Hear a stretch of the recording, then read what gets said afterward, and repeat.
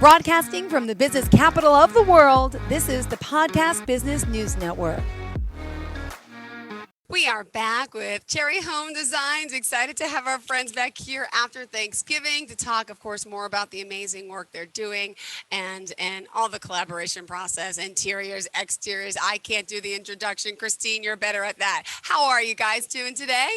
Good, Jill. It's good to see you. I hope you had a great time in Nashville. We did, and then my son got very sick with an ear infection. We came home early, and then I got the ear infection. So yeah, but we're good. We did have a great time though overall. Thank you. Awesome. And how was your holiday?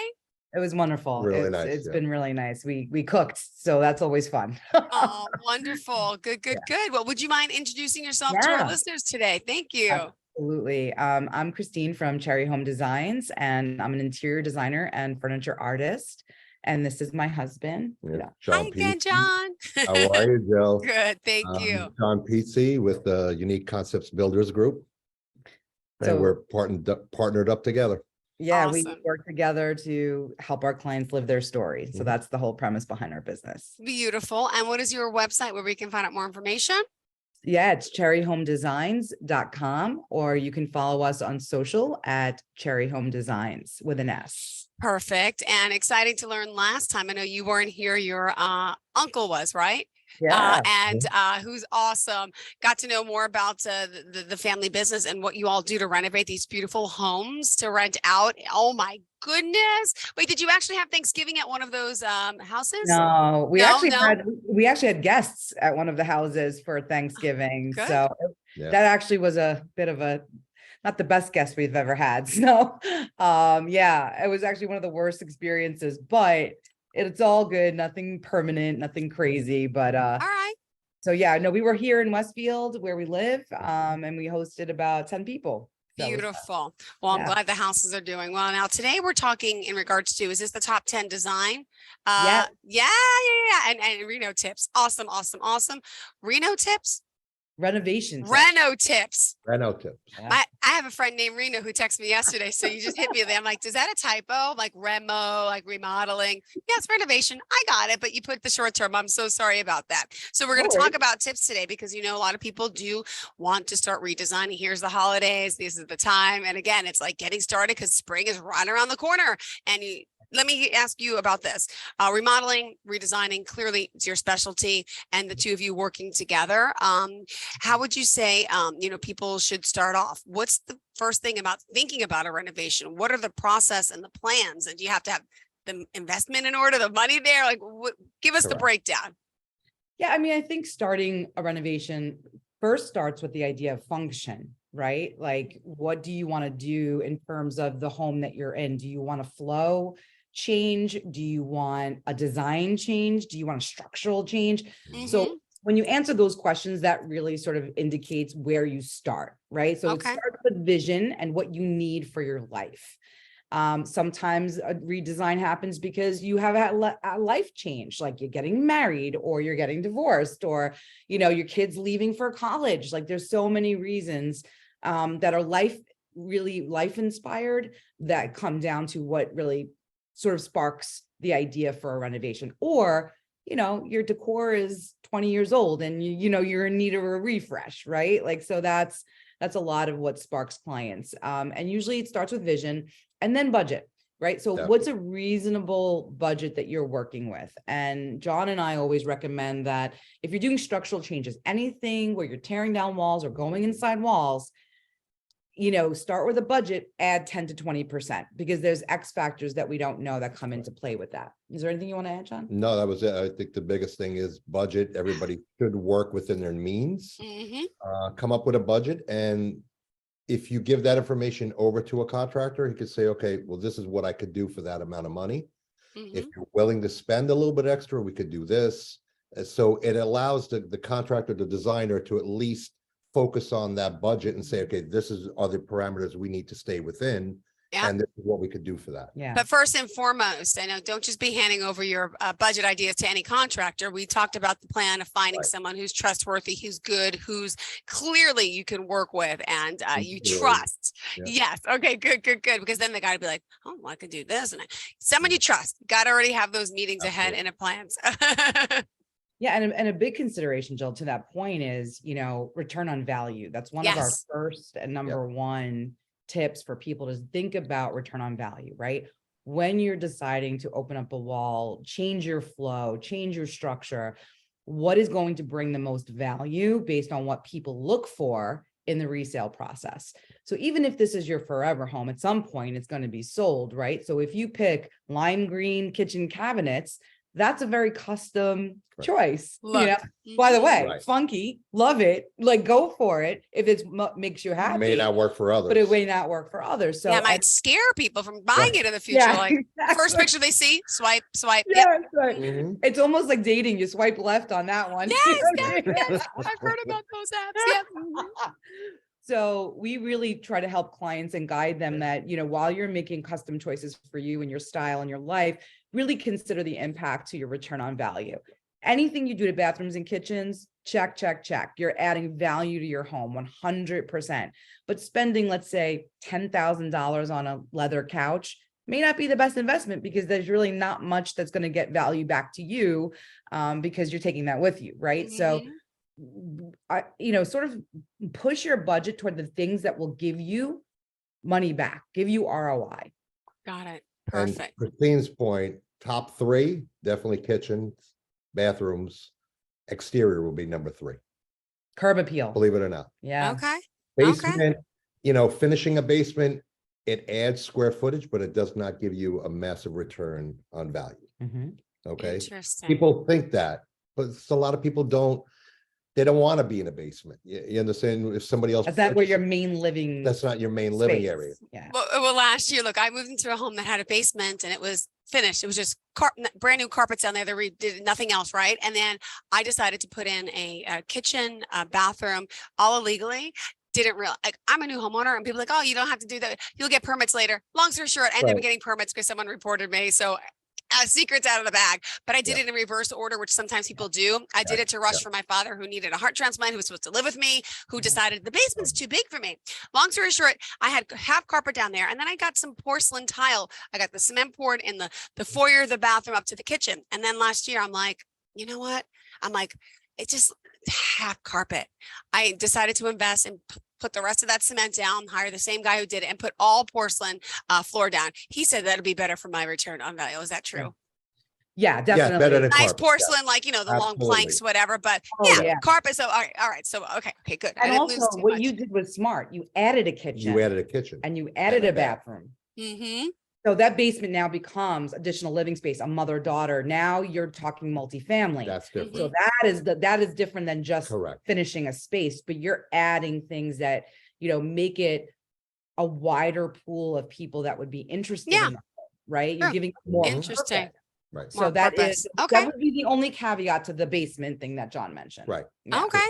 If Interesting. you're just going to finish the four walls and just throw down some flooring, it's not going to bring you in return. But what you did with the second kitchens are actually huge right now, Yeah. especially for a lot of, Multi-generational families. multi-generational Yeah, families. I feel like everyone's living together. That's the way I would love that. That's so cool. My And sister better lives than with my carpet. father now, but better than carpet. I can't stand That way carpet. better. Well, I and can't. for a basement, if you get any water, your carpet is ruined. That's You it. And know? people, the cheap route would have been, hey, put vinyl down there in your basement, or whatever you call that cheap stuff. Yeah. And then I'm like, no, he's like, do it the right way, pour it, and do it that way. Okay. Thank you for your help with that. Your dad's okay, Jill. I He's, heard yeah, that. look, quick story. And 5 years ago, my mom passed away from lung cancer. 6 months after she died, he went to heart failure. And now I move into this house by myself with a baby, a 2-month-old and a 2-year-old. And now I have him with me and I'm taking care of him. And then I'm like, how are you ever going to go home? I'm like, I don't want you in my space though. So I'm like, let's do the basement for you. And then you can like give me rent money. It'll be great. And then all of a sudden it was done. And he's like, it's too big. And then on top of it all, he denied 3 heart transplants. He got 3 heart transplants, denied them all. He's still alive today. He moved home. My sister and her family moved in with him in my childhood home. And he's like a 9 life type of man. He never got the heart and he doesn't regret it, but he's alive and well. Thank you for asking. But they brought up the fact of multi-generational family, because now they're living in an old house that was born. I was in the 70s. So like it needs remodeling and updating. And now that's something they have to start working on. They need to start doing that now, or else things are going downhill over there. Yeah. I mean, merging, a family like that, with all the Mhm. different needs, especially let's say health needs. You might need a A handicap. handicap thing, the Handle. bar had to go in. Yeah. No So staircase thing. Yeah, but he's gonna need, he can't do those steps anymore, those chair lift things. I mean, yeah, these are all things. Yeah, absolutely. Absolutely. And that gets to our second tip, which is Oh, yeah, everyone in the home matters. Matter. The old folk, even the little Yeah. pets, everyone. Yep. Yep. The young kids, your Mhm. pets, so much of that when we're doing an interview with a client is we ask about who's in the house, Right. who will be in the house. So let's say, for instance, I just worked with a client, she's in an apartment in Manhattan. She's got a beautiful 2-bedroom, very large square footage. And she goes, right now I'm using my guest room as a guest room and partial office, but I'm going to want to transition it eventually to a nursery. So this is so much good information for me. So now I'm giving her options of a dresser that's convertible to a changing table. Right. And I'm giving her options for decor that could easily transition to a nursery and not feel like right now too childish and be a sophisticated look, but then easily transition through some easy changes with colors and, just lamps or blankets or pictures that could eventually just really welcome a baby in the space. So that is, to me, one of the most important things is understanding the personalities of everyone in the house. What do they, how do they want it? Where do they live together? Where do they want private space? What are their design sensibilities? Because it all matters. And I feel like when you're merging lives or you're adding lives to it, you're adding stories, and that has to be considered in how you live, the flow of your home, and then all of your design choices. Very good point to bring up. Yeah. And if we had to move to the cheap isn't always best tip, that's another really big, important thing for people to know. John and I, when we've done renovations, have always done 3 estimates. The rule of 3 is what we would call it, because what you're trying to see is, first off, who you click with. Because remember, we talked about last time, the chemistry between your designer and your contractor and your family matters. That's going to make a long, arduous process pleasant or horrific, right? And that trust is a big thing because you're putting your home in someone else's hands. Yeah. And that's not a small decision, especially with a big investment. That's not a small thing, right? Like we take that super seriously. And it really matters to us that people feel confident and comfortable throughout the process, right? Communication is critical. Transparency is critical with budget. And then someone who's willing to walk you through the process step by step. It doesn't make you feel inferior because you don't understand our language in the construction and design business, right? Like that we're able to explain. We also know that a lot of people can't visualize. So we try to help them do that as well. So that is really important. But the cheap isn't always best. Typically, when I've made decisions, and John, correct me if I'm wrong from what you feel like, you get the 3 estimates. I usually choose the middle one because that usually is the most fair. I'm not going to go for the cheapest, clearly not going to go for the most expensive. You try to go toward the middle pitch, especially if you really like the contractor or you like the designer. Do you also, though, sometimes have contractors say, hey, look, I know you're getting other estimates. If there's something that you want to talk about, maybe we could, I think that sounds like a good contractor. If there's something, let's compare, and maybe we can work on something and I'll tell you why he wrote this and that. And we can, because if he really wants the job and he's really the best guy for the job, I think would be willing to work with you, even though he came in too high. I think what the client needs to do is to have the 3 estimates in order to determine which one is the best for them, is to know what the inclusions are and what the exclusions are on a project. Not everybody lists that. When I write a proposal, this is what's in, this is what I have to the side here that's not included. If you want to throw it in, I can give you a number for this. So without knowing that, you're always comparing apples to oranges. So in order to level the playing field with the 3 bids, you need to know each contractor's inclusions and exclusions. And do a side by side. And John and I were talking yesterday about insurance and how important it is to ask for a certificate of insurance from your contractors, because that shows that they're investing in their business to make sure that, God forbid anything happens, they're covered. So we talked about getting $1 million policy at minimum. And if you but most contractors have the bare minimum of like $250,000. If you're doing a big project, that's not necessarily going to cover in case of anything, for my business, I carry 1 million, 2 million, I'm sure. So I'm there, protects me, it protects the client, and you know what? You pay a little bit more for it right now, but it's, overall, it's the better way to go. Okay. If you get a contractor that's not insured, and God forbid if anything happens to your home, you want to talk about a nightmare? That's a nightmare. And licensed. And licensed. No, let's not forget that licensed. I mean, are you expected to ask, are you licensed? And they say, yeah, or should they provide it to you? Or Yeah. What kind of number is it? A DS? In New Jersey, it's called, it's under the Division of Community Affairs. Okay. So you just apply for that. They want to see that you have the minimum insurance, Okay. which they require $500,000. The state only requires $500,000. So you have to provide all your documentation that you're registered with the federal government and so on and so Okay. forth. And they won't issue it to anybody, but you have that DCA number. Okay, good. That's a great thing to have. Good point. All right. So we're talking that certificate. If the contractor is a registered contractor, then he should easily make a copy for you. okay, good. Rule of 10%. And I'm excited to talk about the gray being over. I'm shocked. Yeah. But, okay, hold on. No. So that's a tease. That's a tease. Let's start. What is the rule of 10%? So in construction, Christine will handle the design part of it. Okay. Under construction, listen, any really good contractor can put up a home, can build a main structure. Okay. The last 10%, which are mostly the finishes, the trim work, the painting, the tile, and all that. It doesn't matter how well you've built a home. If your finishes are not, I call it tight, Okay. they're crisp, clean, and done properly. You walk in and no matter what you did to the home, doesn't matter because that's what everybody sees at the end. You're not going to see the framing. You don't see it because it's behind sheetrock.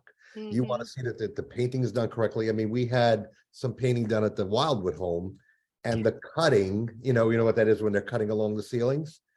We wound up getting paint on the ceiling the whole way. Yeah. It looks horrible. It's not a clean transition between the two. And it really looks horrible. And what's interesting is like 90% of your budget is what you don't see. Right. 10% of your budget, Right. 10% of your budget is 100% of what you see. Right. So that's why John is saying, like, it's really interesting, like when you're opening up walls and you're doing framing and you're, reorganizing things and running plumbing or running electric or anything like that. That's all of what you don't see. That's 90% of your budget goes to what you don't see in most cases. But 10% that where the rest of the budget goes on these finishing areas is what everybody sees. So it's just a fascinating aspect to consider when you're going into considering any major construction or any major renovation. Yeah. Thank And you. the design rule, the 60-30-10 is actually like, web design and, print design. But 60%, what you're trying to do is pick your base color. And usually it's a neutral. It could be a dark neutral or light neutral. And then you get your 30%, which is like, a little bit more of like your filler color, and then your 10% of your accent color. So it's really important. It doesn't mean that you can't add more. Okay. But when you're choosing a color palette for your home, it's really important to think about that. This is where design goes crazy. This is where people like go off the rails with design, where they just don't think about color combinations and finding complementary tones. And that's where I think, color consultation is actually one of the biggest things I do when it comes to furniture or it comes to interior design. Okay. Good to know. So it's really an interesting process. Like you can choose a blue that is tonally more cool or tonally more warm.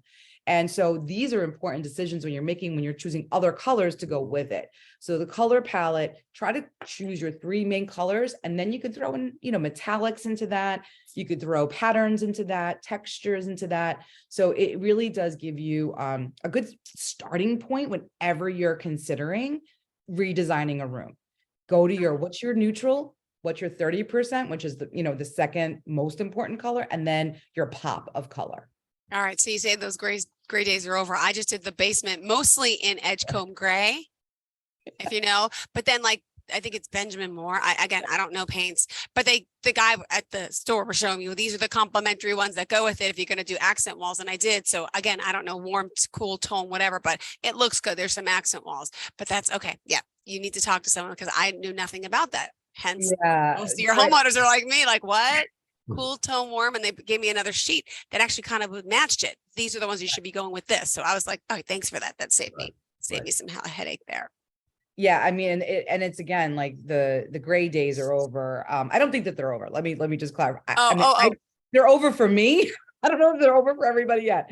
But the 50 shades of gray, look, gray is a great neutral. So when you're thinking about that 60-30-10 rule, right? It's great. But what I've seen in a lot of homes is literally your 60-30-10 is all gray.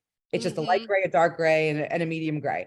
And what that does is that it makes it like, I love monochromatic design. It can be quite beautiful, but it becomes a little prison looking at some point, you know what I mean? And adding in a little bit of color, it looks flat and it feels, it's not welcoming, or, you know, it doesn't feel like a design space, in my opinion. So to me, and it's cold. Gray is a little bit of a cold color. So if you remember when we were growing up, Jill, like 70s and 80s, it was all brown. Beige, yeah. Right. So gray has replaced that. And a lot of builders use gray because it is the most appealing, again, return on your value. Like it's a blank slate, right? It's a blank canvas for people to sort of bring in their furnishings, and it makes it a better resale opportunity. But I would say when you're designing something for a personal home, really try to push yourself outside those lines, and think about that 60-30-10 rule. So that even if you're choosing gray as your neutral, bring in other colors that really sort of balance that and make it a friendlier environment, because that's your home should feel fun and welcoming and warm, right? Like you want it to feel like a warm hug. That's my theory on how a home should feel. You would want to feel enveloped. You want to feel wrapped in it, right? Now, granted, there are some, and that's for the majority of people. Like there have been people that have these massive mansions, and that could work in that environment, right? You want it to look like a museum. Great. Yeah. If that's what you're going for, go for it. Yeah. The majority of people with families, that's not the look they're going for. You know, they want people to feel it's personal, it's welcoming, it's comfortable. And so there's a lot of ways to do that, even with the grays. But I definitely do recommend try to push yourself outside those lines. Got it. All right. We just moving along to designing with purpose. Do you want to talk about that a little more? We touch upon everything, but yeah, designing with purpose, right? Yeah, designing with purpose. And John, actually, since this section is all me, he's gonna pop off right now. I actually have a business call I have to get on at 10:30, but no problem. Yeah, we're gonna still talk a few more minutes. All right. Thank you so much, John. Absolutely. Take care. Have a nice weekend. Thank you. You too. Bye-bye. So designing with purpose and future needs is kind of what I was getting to before, Jill, where you're thinking about, generational family. Generational family. Are you in need of a home office? You know, are you in need of a studio space because you're an artist? Like so many people are meshing their work life and their personal and professional lives within their home. Their home has multiple purposes, right? Do you love to entertain? Do you host big holiday dinners? Right. So these are all the considerations. And again, that idea of, okay, right now we're using this room as a guest room and an office, but we're going to want to use it as a nursery, or my parent is moving in with me. So thinking through every room of your house holistically and what purpose each serves. And I say that because I don't like to consider just doing design gratuitously. It needs to have a purpose in mind. It needs to serve the family's needs. If you need a playroom for your kids because you don't want all the toys in the living room, right? There are so many ways to build a environment that works for every single member of your family that is currently living in the house and future living in the house. So that's a real process, a psychological process. It's an interview process.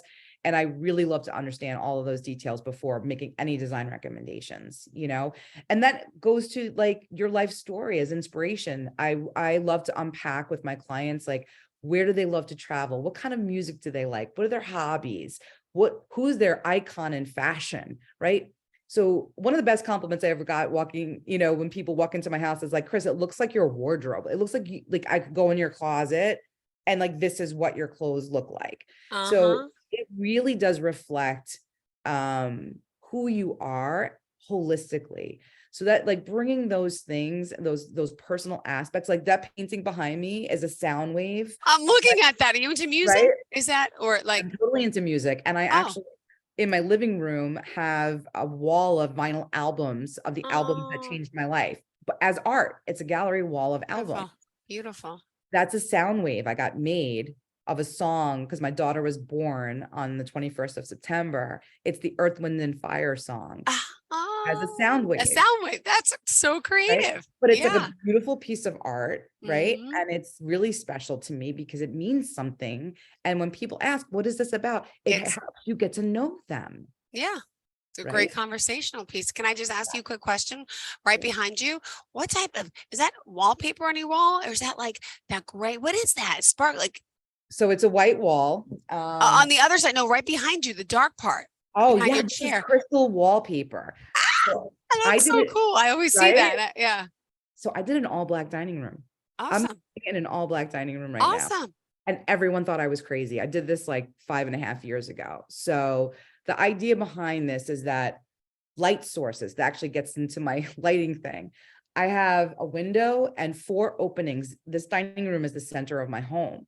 And I just wanted something to feel that it enveloped you. I wanted it to feel, you know, inviting and comfortable and a little romantic. So Beautiful. I made the entire dining room black and everyone thought I was crazy. And it is absolutely everyone who walks into my Everyone's favorite room. Space. I mean, you had Jill, the conversation like, Christine, you're crazy. But another reason was because this wallpaper is crystal. It reflects light. So it doesn't feel black, right? It feels warm, actually. Black can be warm, like whites and grays and all colors have that range of warm and cool. So that's, you know, I love it. And this is where I was like, okay, this room will have the best conversations. This is where stories are going to be shared. This is where memories are going to be made. And it's the center of my home. And I wanted it to be a statement. So that is why I went all black. Beautiful. Well, we only have a minute left in the show. You just mentioned quickly about light. So you have a lot of light. I know Let There Be Light was one of the topics. There's a lot of light in that room as well. It's not just a dark room. You have all these windows. So, and how important is light in a house? Oh my God. I don't know about you, but I agree. In a very dark house. So dark. I go to my sister, my dad lives, and it's so dark. I even try to push things. It's dark. It's dark. I'm so light and bright. I like everything white. And so many of us who grew up in that time have that same reaction to light.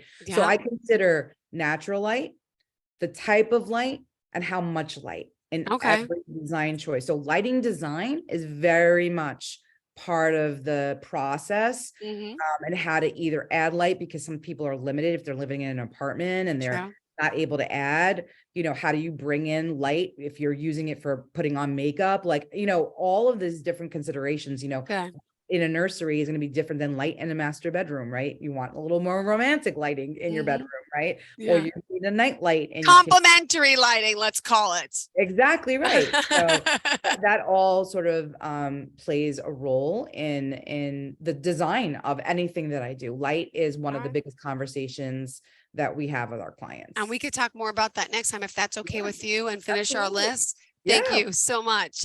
Christine, would you mind sharing how we can reach out to you? Absolutely. You can reach me at cherryhomedesigns.com. You can follow me on social at Cherry Home Designs, or just give me a call at 347-432-8103. Perfect. Thank you so much. Have a fantastic day, and we'll talk next week. Can't wait. Thank you. Have a great weekend, Jill. You Bye. too. Bye-bye, hon.